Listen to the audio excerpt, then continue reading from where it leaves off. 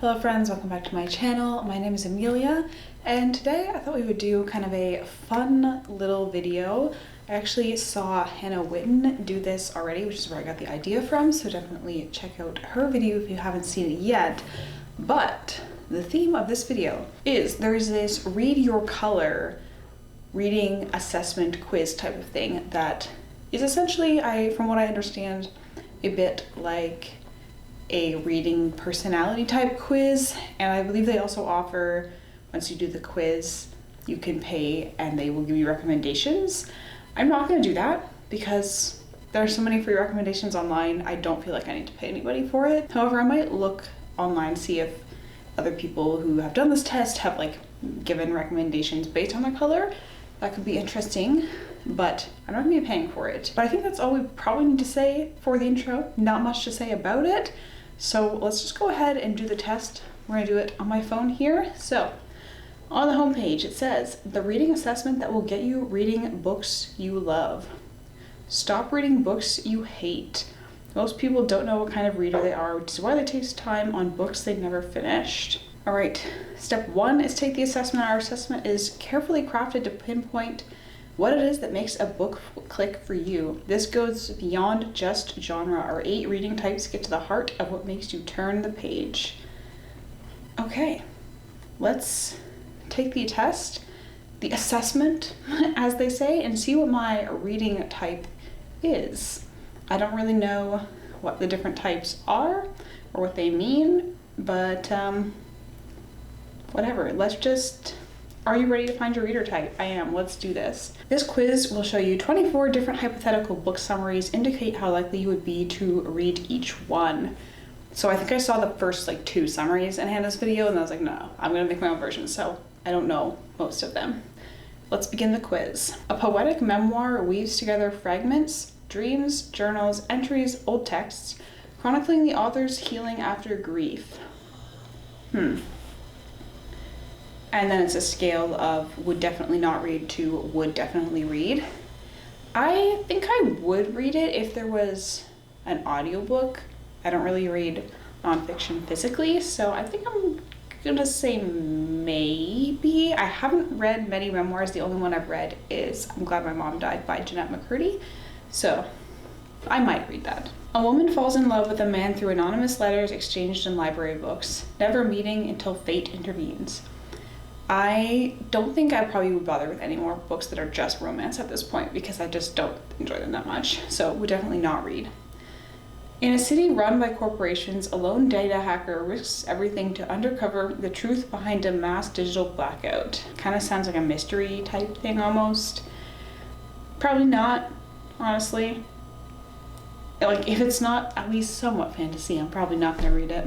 Okay, question 4. In a shattered world ruled by elemental warlords, a cursed warrior and an outcast prince form a forbidden bond that could remake the realm. Okay, that could be interesting.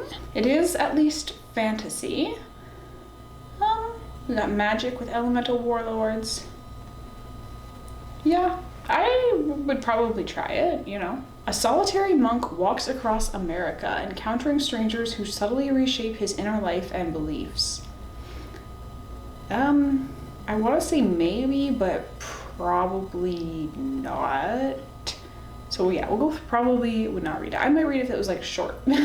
Drawing on neuroscience and ancient philosophy, this guide helps overthinkers learn to make better decisions. I don't do self-help, would definitely not read. A surrealist artist discovers her paintings are portraits to real worlds, and something is starting to come back through the canvas. Okay, I would probably read that. I do like a little bit of magical realism sometimes, I especially like magical realism if it has some sort of commentary on the real world, which we don't know from this, but it could be interesting. A grumpy CEO starts to rethink what's important to him after he falls in love with the new VP of marketing. Definitely not. Nope. An ex-assassin hiding in Alaska must confront his past when his daughter is taken by a vengeful arms dealer. There's not a lot of fantasy options so far. I wouldn't say I would definitely not read this. I think I'll probably go with probably not. But honestly, so far, most of these, I don't know, it's very much very for the general reading audience. I need like a more fantasy leaning quiz. There's like not a lot of sci-fi or anything in here either. Okay, it's just gonna tell me that I don't read books. It's gonna be like, you wouldn't read anything. A chef journeys across post-Soviet Europe searching for the recipes that defined her grandmother's lost homeland. See, if this was like a nonfiction recounting somebody's experience doing this and there was an audiobook, I would probably listen to it, but I probably wouldn't read that just like as a fiction book. I'm really worried about how this quiz is gonna turn out because I've mostly said I wouldn't read the books. Anyway, question 11. A multi-generational novel told from the perspective of a single house and the people who lived, loved, and died within it. Okay, see, this is still not fantasy, but I feel like this is more interesting to me. It reminds me a little bit of, just because it's a multi-generational thing, I recently read something called Toward Eternity, which it's not like about a house and it's multi-generational, it's more of like a science concept that's like spanning a whole bunch of people, which is maybe not the best way of explaining it, but kind of a similar vibe, and I really enjoyed that. In terms of this,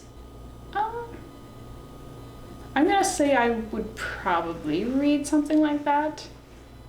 I would like it if it was short. I don't know, somehow I just sometimes think that these types of concepts do really well in sort of like slice of life, like little vignette type of things. So I'll say probably. Okay, a deep dive into how food systems, global trade, and local economies shape the way we eat, and how to eat better. Except for the last part, and how to eat better, I would probably read that, especially like as an audiobook, and I mean, that sounds like a nonfiction to me. I'm not really interested in the and how to eat better section unless it's like specifically how to eat economically, I guess, like how to buy food that is good for your community. I don't really want to listen to a book telling me about how to eat food that's like healthy for me. Like I know, we all know what to eat. Well, most of us. So if it wasn't for that last sentence, I would say would definitely read, but I think I'm gonna go for would probably read. A linguist and an ex-CIA operative must decode an ancient manuscript before a secret society reshapes history. That's kind of giving like Da Vinci Code kind of vibes. I have read Da Vinci Code, it was a long time ago. I see the like concept is interesting, but set like in our worlds, I probably wouldn't read it, and that's, I mean, obviously if there's CIA involved, it's in our world. So I wouldn't gonna say would probably not read. 14, we only have 10 questions left. I think I have answered positively, maybe like 3 or 4 times. Okay, a novel told entirely through footnotes and deleted Wikipedia entries reconstructs the life of a time traveler who never existed. Ooh, see, that sounds really interesting. It makes me think of like, This Is How You Lose the Time War. I mean, the only real link there is obviously time travel and then telling the story through like not like actual time, like it's told in letters. So would I definitely read it? I don't know, but I would probably give something like that a try. It sounds interesting and a little more, what's the word?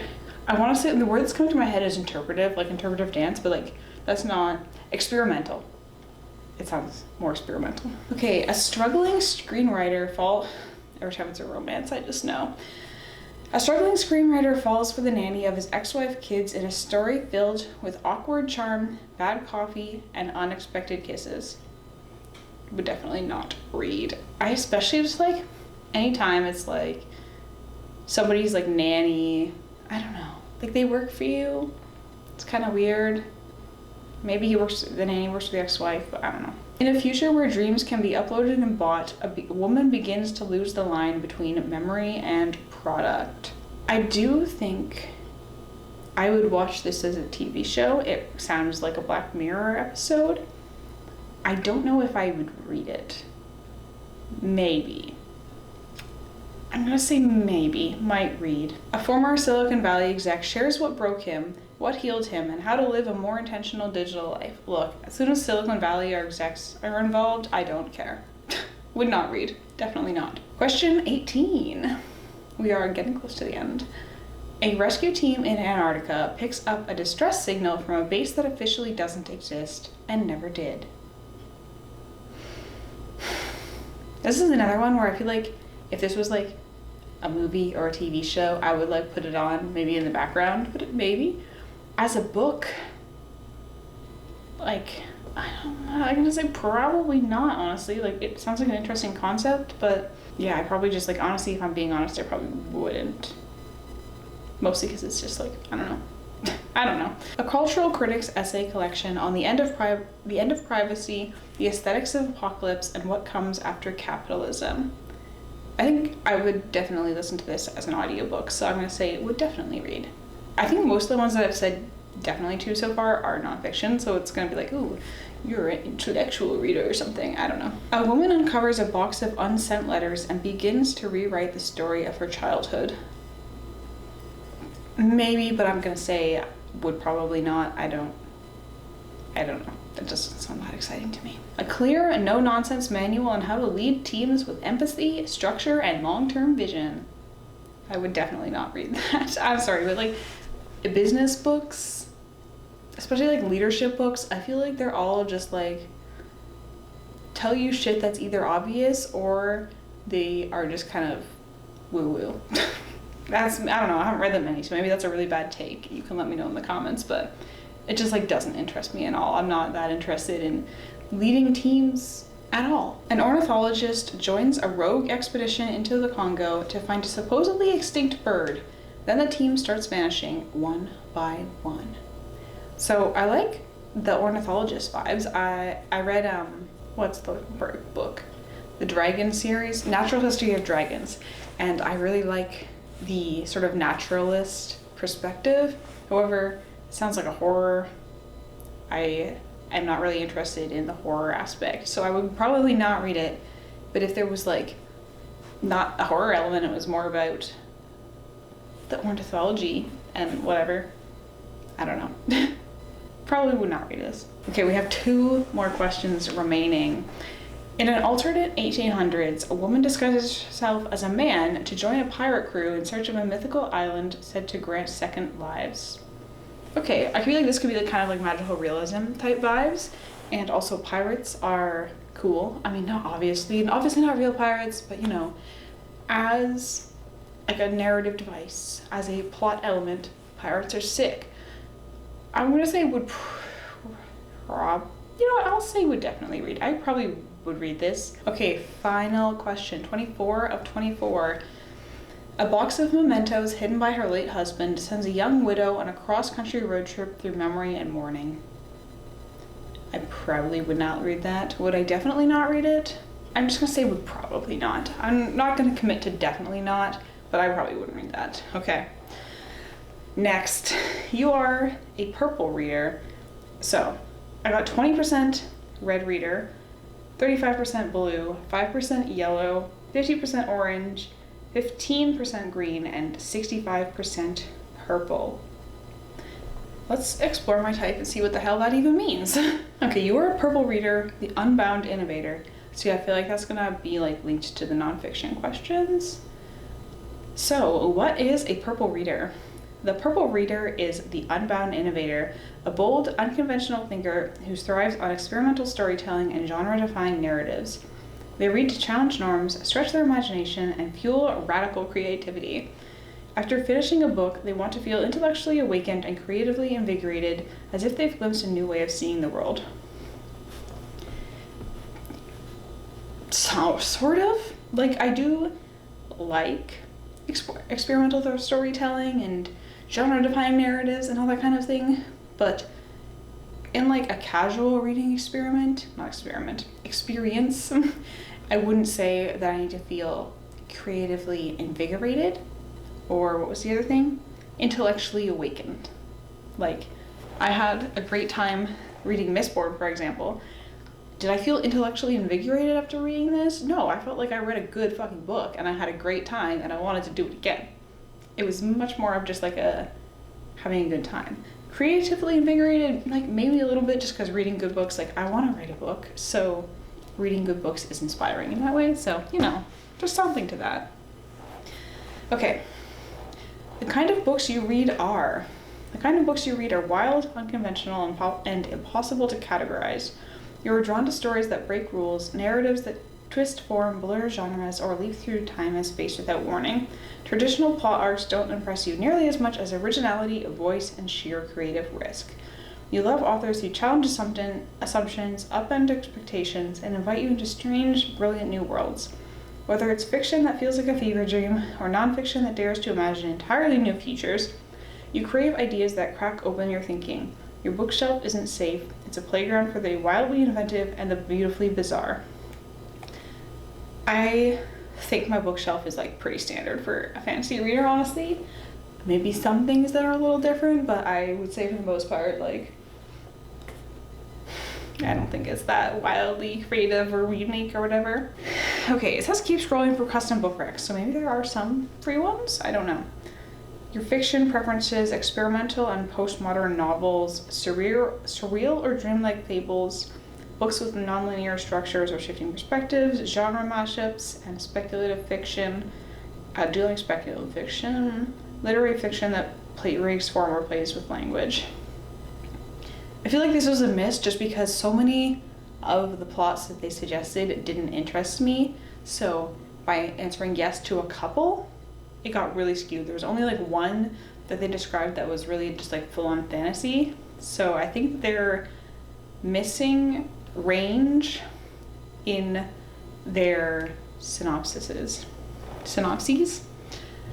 Okay, there are some recommendations here. We have David Mitchell, Cloud Atlas. I do know that book, but I haven't read it. Infinite Jest by David Foster Wallace. Wow, haven't heard of that. Murakami, Kafka on the Shore. Of course I know of that. And Cormac McCarthy's The Road. I did read The Road. I think I read it for a class at some point, and it's definitely good. I mean, it's a classic, like kind of, I don't know if it's like a classic, it's more of a modern classic, I guess, but it's a good book. It's kind of harrowing, but it is definitely a good book. Okay, you can get free weekly recommendations, but I don't think these people have any real ideas, so I'm not gonna do that. The only thing, they do have a You'll Love These Books, and The Left Hand of Darkness by Ursula K. Le Guin is recommended. I do like Le Guin, and I'm not surprised they got to that with a couple of the questions were more in the speculative fiction leading kind of vibe. And then I also have read The Metamorphosis by Kafka.